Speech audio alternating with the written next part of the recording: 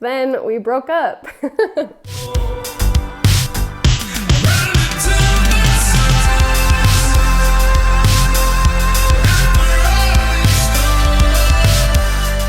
So we put out a lot of videos on YouTube, but they're usually our clients' videos. So we made a New Year's resolution to post a personal video every week of 2019. We've been wanting to make this video for a while now. It's been requested a lot on our Instagram, so we're just gonna knock it out. So sharing this stuff, it's kind of vulnerable. It's going into the details of where we were at in our relationship and what we had to go through. A little scary, but hopefully it's beneficial for somebody watching. Well, and we think it's important to be vulnerable and to share our lives in hopes that it can help you with something that you're going through. So let's take a trip back down memory lane. No, we're not gonna do that. Oh my God. And that gets all fuzzy. So we'll start off with a little backstory of how we met and my amazing proposal and our engagement, and go from there. So we met in a parking garage in Provo.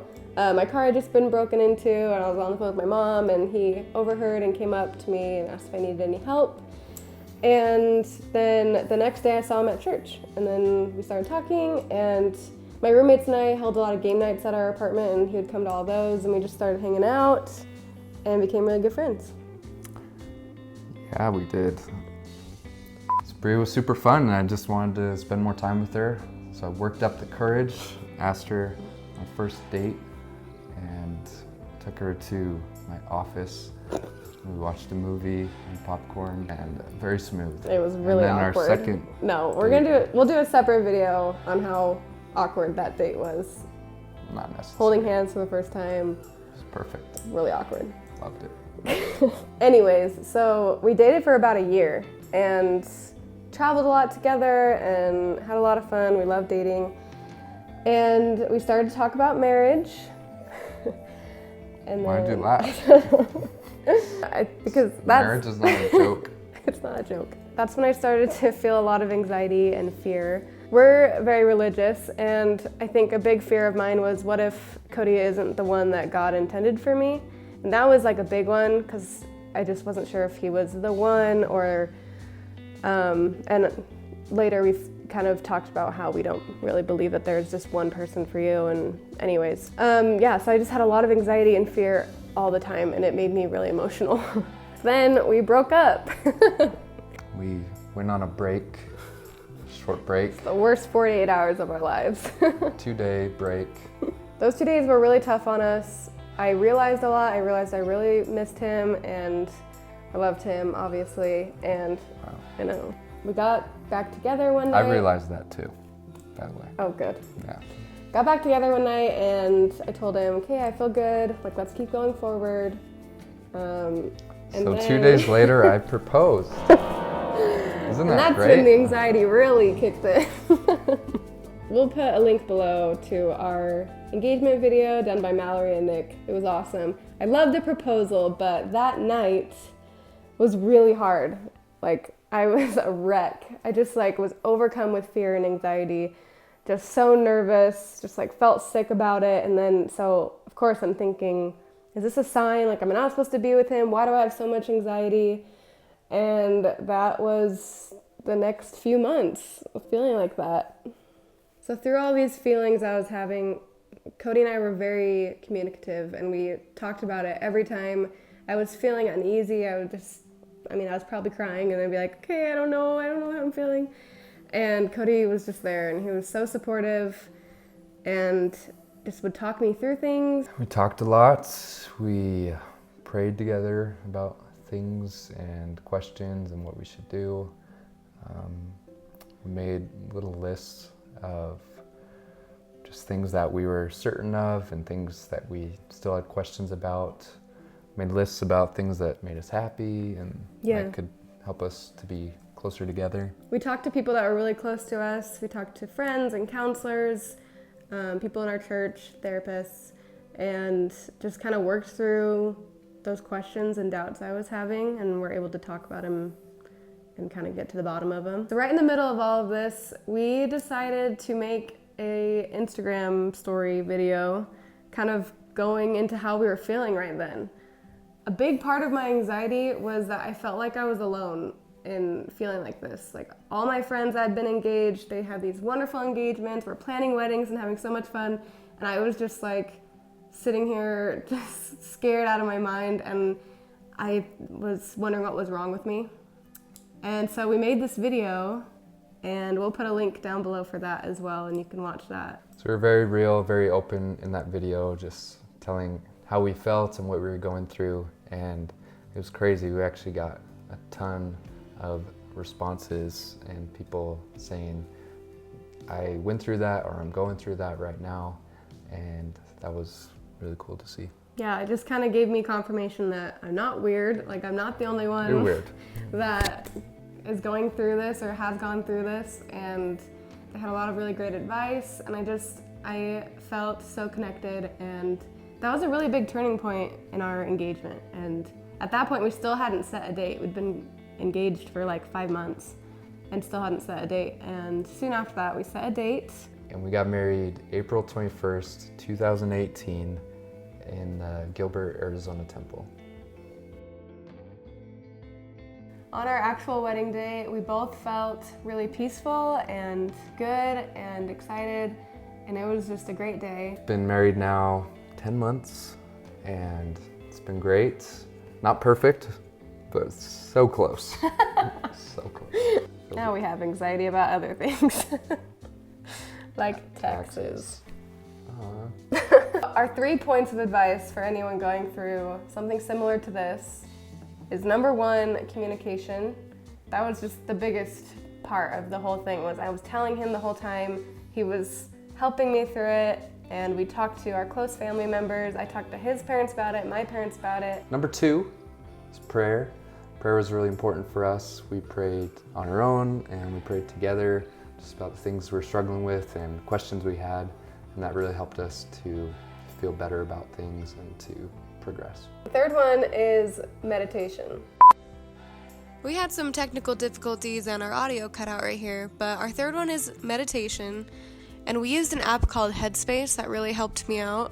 It was really good to clear my mind every day and to breathe and to get outside my head and stop thinking and stop overthinking everything. So meditation was a huge thing for us. Just like the outer rim. Oh, really? Yeah. You're not going inside at all? No. I'm really not. It's just like the outer snort. You better go inside. There's something there. So we hope these things can help you out with whatever you're going through.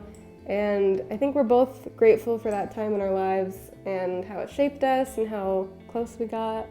Yeah, I think it was really important to go through those hard things together. That helped us to be stronger, but also prepare for the future and hard things that we have yet to go through. So on Instagram, we asked what questions you'd want answered in this video. So here's just a couple that we decided to answer. How long should the perfect engagement be? That is a dumb question. Okay, so obviously there's no perfect length of engagement for everybody in the world. It's different and there's a lot of factors.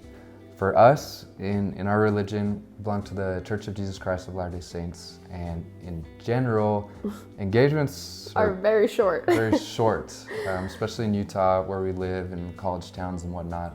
It's just a lot of times it's very quick. And so for us, it felt really long, being engaged for 9 months, but that could be really short compared to the rest of the world. I think like 6 to 8 months is a good amount of time so you can plan a sweet wedding and enjoy being engaged.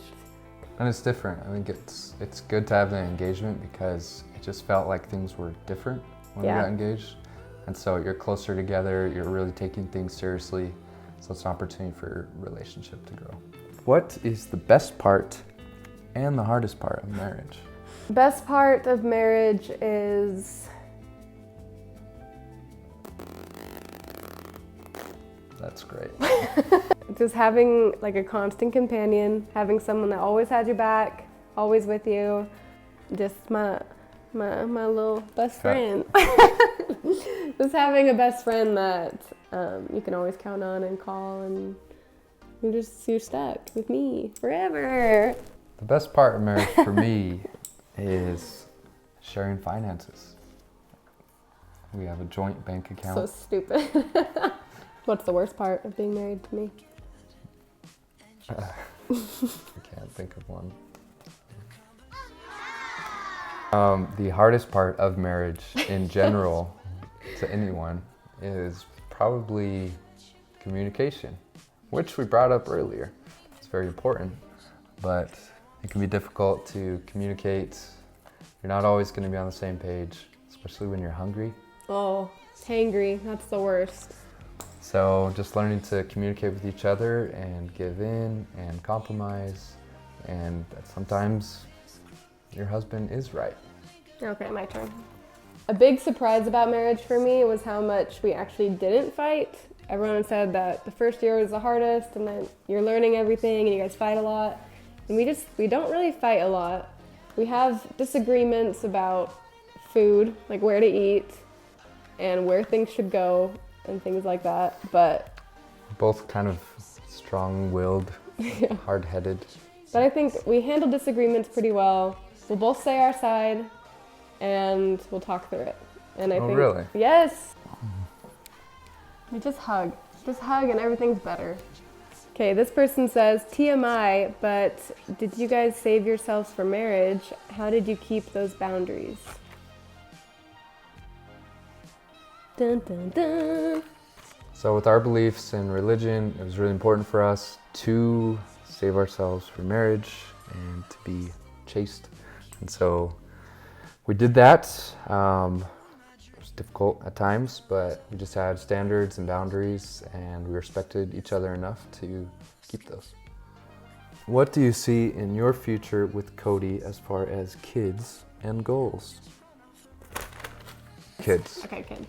And when? Yeah, not right now. Sorry, Mom. I want like 3 to 4. You have 3.5 kids. I think in like maybe like a year or 2 we could maybe do that. She doesn't know how it I don't works. know. How do we get those? I want to wait a little bit longer. We have some stuff we still want to do, just us, and What goals do we have for the Goals. future? we want to build a house sometime. We want a dog at some point. No? Okay, I thought we did. We want to own a studio at some point, so that's in the future. Oh, yikes. We've talked about this. Don't act like we haven't talked I about didn't know it was in the future. It's what? We've talked about it. I mean, it's in the future. Workshops and online courses and just helping other photographers and videographers to take their businesses to the next level. We got a lot more questions that we want to answer. We're going to answer them on our Instagram stories, and so they'll be in our highlights. So you can check those out on our Instagram at Tell the Birds. Hope you liked the video. Hope you got something out of it that was helpful. And stay tuned next week for our next week's video. We hope you liked the video. We're going to come out with another one next week. So subscribe and keep watching. Thank you. No! Cody, Oh, no, it's tradition. we're going to come out with a new video, okay? So just watch our channel and subscribe. How do we end these things? Just cut it.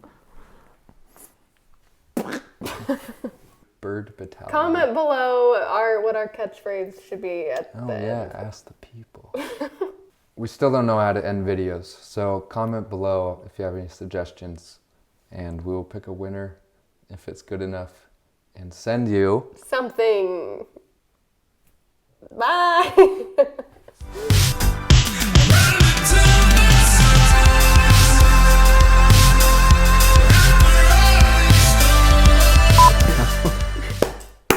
Hello.